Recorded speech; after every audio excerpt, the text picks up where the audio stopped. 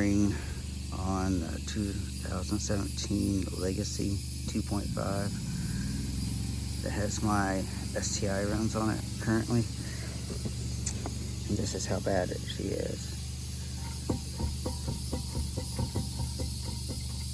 That is a lot of movement.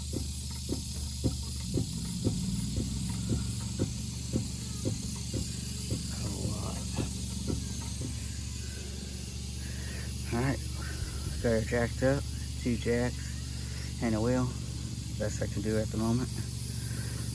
And let's get the wheel off. Alright, now that we got the wheel off, we're going to take our screwdriver and we're going to stick it right in this indentation of the nut. And we're going to bend that outright so we can spin that axle nut off. And that axle nut is a 32 millimeter. We're going with our Harbor Freight Special. And one hammer screwdriver in there to bend that out, and then we're going to take our socket and take it off. And you want to do this before you take the brake caliper off, because this is going to try to spin, and instead of playing with like a bar in between here or anything like that, we're going to take that same trusty screwdriver that we bend that out, and we're going to put it into our slotted brakes, and we're going to put it right there, and that's going to stop it from spinning so we can take that axle nut off. Alright, now that we got the axle nut off, the screwdriver to hammer to pry that piece out right there. That's setting right there. Now that we got that off, we can take our screwdriver out of the slot now. And go back here, take our 14 millimeter bolt and to take the caliper off. One right here and the corresponding one right here to take the caliper off. And don't forget the electrical outlet plug for your emergency brake right here. Unplug that first. Alright, now that we got our 14 millimeter bolts out, it's loose. The caliper is loose. Don't forget to unplug your e-brake plug. Alright, now that we got the caliper off, we set it upside, so be careful that you don't rip or slice open your brake line. And now we're going to take the rotor off. Let's see if I can do this one-handed. Take the rotor off, and that exposes the hub itself. See how bad it is. Oh yeah, that was pretty bad. I'm gonna push the CV axle back a little bit, but yeah, it's definitely messed up. Now we gotta remove these 4 bolts to remove the hub from the spindle.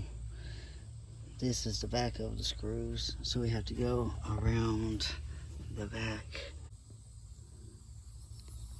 Here's the 4 bolts, one right here. You can't really see. Right here, there, and on the other side right up there.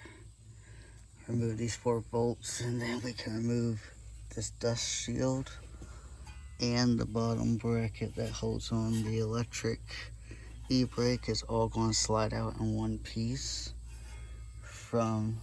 with the hub from the spindle. Alright, I kind of jumped the gun and forgot to hit the record button when I was jimmying it out of there. I removed the 4 bolts, that's over there from the back, 14 millimeter bolts. And then I took my screwdriver and took it and wedged it right in between each ear, all 4. I took my good old sledgehammer and hammered it just like that around 4 ears, and then I got it to twist this way, and then I went and got it to twist the opposite way, and then just pulled it out like that. But when you pull it out like that, you might have to push your CV axle in through this way, and then pull it off. Just make note, don't pull it out too far because of your emergency brake cable. Alright, once you remove the 4 bolts, most people use a puller. I didn't. Like I said in the previous clip, I just put a screwdriver in between the two and hammered it, and I pressed the CV axle in, cam off, and it's going to come off separate, so you can move this out of the way if you need to, just so we can clean this up, because we want all this surface right in here, this old bearing material of the failed one. We gotta clean it all up before we can install the new bearing. And that's your ABS sensor, so make sure that's all clean, and so that will cause a fault on your dash and cause you to go into limp mode if it's damaged. So we're going to clean all this debris out, and then we're going to put the new bearing in.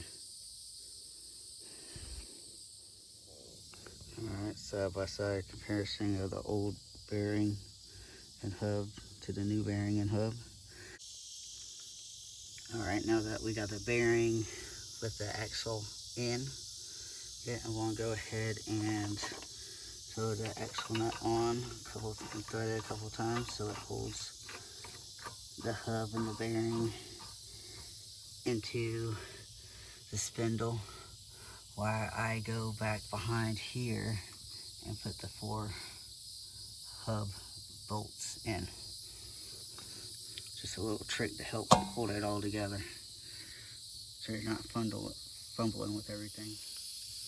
Now that all 4 bolts are in the new hub.